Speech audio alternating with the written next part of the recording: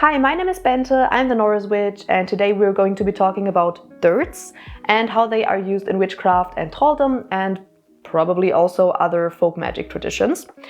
As every month, my patrons and YouTube members were able this month to suggest video topics and also just content ideas like a vlog or whatever they want to see, really.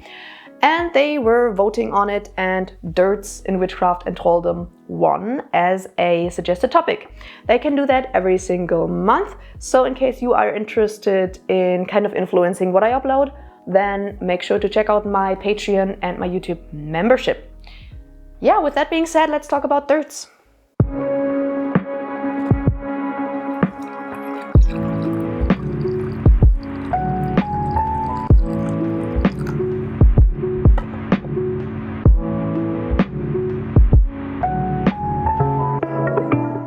Okay, so first of all, what am I talking about when I say dirts? And especially the usage of dirts in magical practices. When I'm talking about dirts here, I'm actually just talking about dirt from the ground. It is nothing fancy, it's just dirt from the ground, but it's not just dirt. Because in witchcraft and, for example, in specific folk magic traditions, dirt there is a location-based spell material or ritual material. We will get into the usage of it later and ideas on how you can use it. So dirt is not just dirt, it is a spell ingredient or a material that you can work with in your magical practice or even in your religious practice. And it is very much tied to the location that it came from. In a lot of folk magic traditions, for example, Trolldom, this is a very, very important material. I am guessing that it was pretty important because, one, it is very, very convenient for sympathetic magic, and then also it was free. People back in the days did not have all of these factories and everyday materials like candles and stuff. It just wasn't as accessible as it is today. Worldwide trade wasn't as huge as it is today, and stuff wasn't as cheap as it is today. So materials that were used, let's say 100, 200, 300, 400 years ago, were a lot of the times local materials that could be foraged by the person, the practitioner themselves. That's why, for example, bones were used a lot. If you are butchering an animal and you're eating it, you want to use all of it. So of course you are going to be using the bones for your magical practice. You have them already, so why not use them? You're using plants that are growing around you because you can forage them for free. Wild plants, why not? Perfect. And dirts are the same thing. Dirts did not cost you anything. You could just go out and forage them and take them. We will go into the foraging etiquette later, but basically you could just go out and get some dirt for yourself, and you didn't necessarily have to pay money for it. People didn't have a lot of money, at least most practitioners didn't have a lot of money. So of course, I am guessing that dirts were just a very, very convenient way of tying a specific energy into a spell. And that is the same thing today. If you are going out somewhere and you're collecting some dirt, you don't have to pay money for it. That makes it very, very convenient for a lot of people. As I already said, it's a great way to bind the energy of most often the place, but also sometimes a person or a spirit into a spell or into some kind of ritual or some kind of action that you're doing. The idea behind dirt is, let's say you are going to a graveyard and you're collecting dirt there. The idea is that the dirt from that place binds a part of the energy of that place. So if you're taking dirt from a graveyard, you have something that binds the energy of a graveyard. Same thing with, let's say, the earth or the dirt of a forest. Then you kind of have a little bit of the energy of that forest, which otherwise is harder to acquire. Dirts are very handy for location-based workings. And it's the same way if, and that is something that a lot of people like to do when they go on vacation, take some sand from a beach to, I don't know, remember that place, or to maybe bring in a little bit of the calm that you used to feel when you were on vacation on that beach. It's the same thing. You're taking sand from a beach, that's also a kind of dirt. A lot of people do it and they're not even magical practitioners. They just intuitively feel like, oh, I want to have some kind of reminder of this vacation or this feeling that I had here. So I'm taking some of the energy, some of the dirt, some of the sand from this beach. One thing that is important to highlight here is that if you're taking, for example, dirt from a specific place, then this dirt is governed by the local spirit of that place. So let's say you're going to a graveyard and you want to acquire dirt there. This dirt is governed by the spirit of that place, so the spirit of that graveyard. Same thing with the forest spirit will govern that kind of dirt. Or if you take it from the crossroads, then it's the crossroads spirit. Or if it's the dirt from an actual grave of an actual person, of course the spirit of the person who is buried there governs over that dirt. So that is very important. We will get into that later, because at the end of the video we're talking about foraging etiquette, because I feel like with dirts that is very, very, very important. But we will get into that later. Probably some of the most used dirts will be, I'm guessing, graveyard dirt. That is probably the most used and most popular kind of dirt. But also specifically grave dirt, so not necessarily the dirt from somewhere on a church or a graveyard, but the dirt off of a specific grave, because for example you know the person who was buried there, they're maybe one of your ancestors or a friend of yours, or a magical practitioner, for example. Or something like crossroads dirt is also very, very popular among a lot of different folk practices. And that is what I find very interesting. It is not a practice from one specific tradition. It is a practice that you find in a lot of different folk magic traditions. Again, I'm just guessing. It was just very, very convenient to use. So it spread worldwide, because why not use something that is literally free? But now, what can you use dirts for in your magical practice? That is probably what you are all here for. I already mentioned sympathetic magic, and that is probably what most people use dirts for. Because, as I said, the dirt from a specific place binds a part of the energy of that place. And you can use that energy in your magical practice to, bring in that kind of energy, kind of like correspondences. If you are, for example, using a specific herb in your money spell because it has a correspondence with financial things, you are doing the same thing with dirts. Because then, for example, you could use dirt from a bank, because that is a place of money exchange. That is usually where you go to get your cash. So maybe in financial spells you could use that kind of dirt. And you can use dirts like that for a lot of different purposes. So let's say you need some justice in some kind of area of your life. Then you could, for example, go to a courthouse and collect some dirt there. Because in a courthouse, that's usually where justice is served. So of course, if you need justice, then you would get some dirt there. Or if you want to have some help when it comes to learning new things, then you could go to a school and collect dirt there, or go to a university and collect dirt there. So there are a lot of different ways that you can use dirts in sympathetic magic. And some popular examples here are, for example, using graveyard dirt for protection, or crossroads dirts for uncrossings, or for simply opening up opportunities. But also for like divination and things like that, because crossroads, of course, are a very liminal place. So you could go down either the very literal route, because at a crossroads you have multiple ways to go. So there are multiple opportunities. So if you want to bring in new opportunities, that way you can use crossroads dirt. But you can also be a little bit more metaphorical and see the crossroads as a liminal place. So you can use the dirt from the crossroads for liminal workings. And you can use other liminal places too. I know, for example, beaches are very liminal places, or the border of a forest, or maybe even a doorstep, for example, is a liminal place. So you could, if you see some dirt there, you could also use the dirt from a doorstep. So there's a lot of different ways you can use that. You don't necessarily have to use just the popular example, but they are very popular and they have been used for a long time. And of course then with these dirts, if you want to use them in sympathetic magic, you can use them in various ways. You could, for example, sprinkle them around a candle for candle workings. You could also put it on candles for candle workings. You could put it in spell pouches, that is very popular.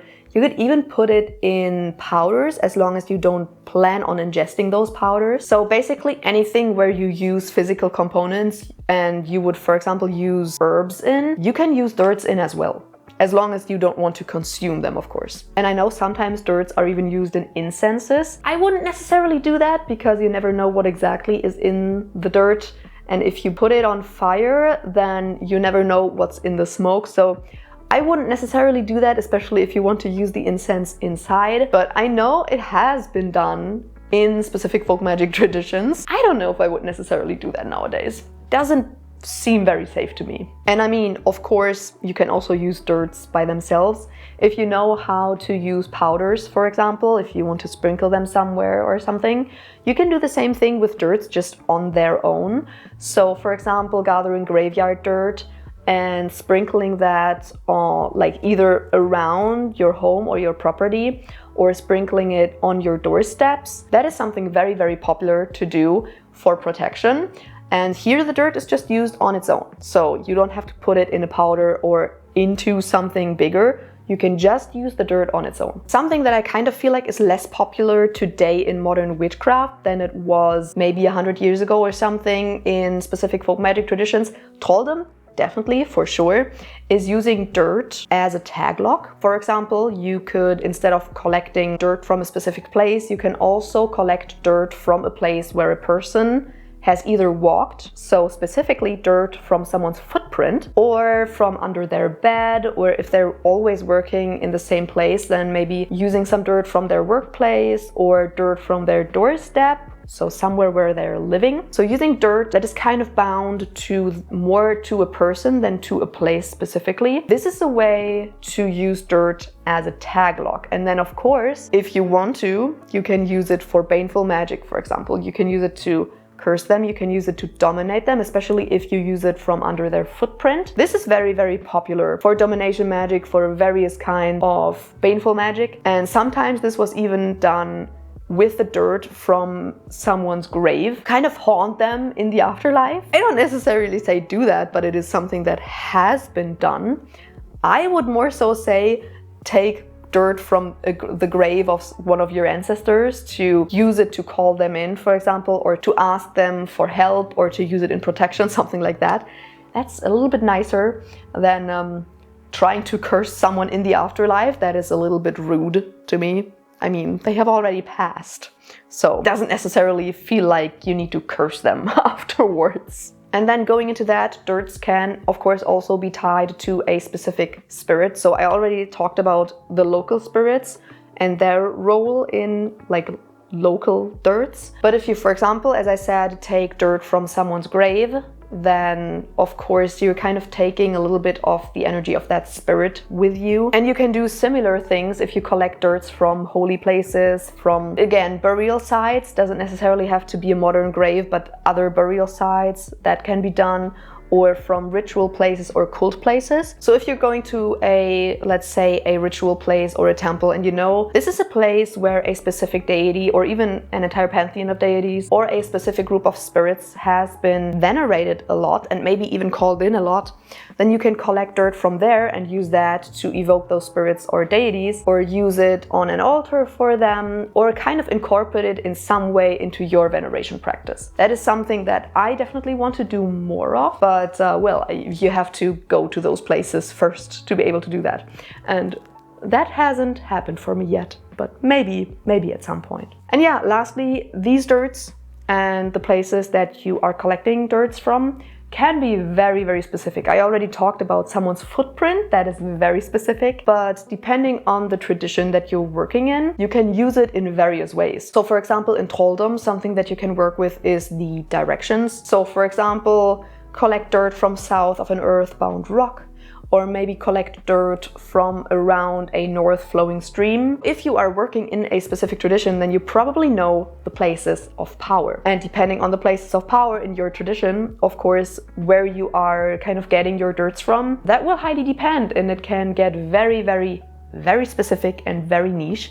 That is very fun, because with dirts you can get very, very creative. You can come up with new ideas or use the ones that were popularly used in a specific tradition. But now, lastly, let us talk about foraging etiquette, because I feel like this is very important with dirts, because those dirts are so tied to a place or a person or a spirit. And what I specifically want to talk about is, let's just say in all cases, apart from if you are taking dirt as a tag lock for baneful or domination workings, if you're doing anything other with dirt, always ask for permission first before you take the dirt. Of course, if you want to use the dirt without permission for baneful workings and domination magic, that makes sense, because why would you ask a person for their permission to do a baneful working on them? So in those cases, you don't have to ask for permission.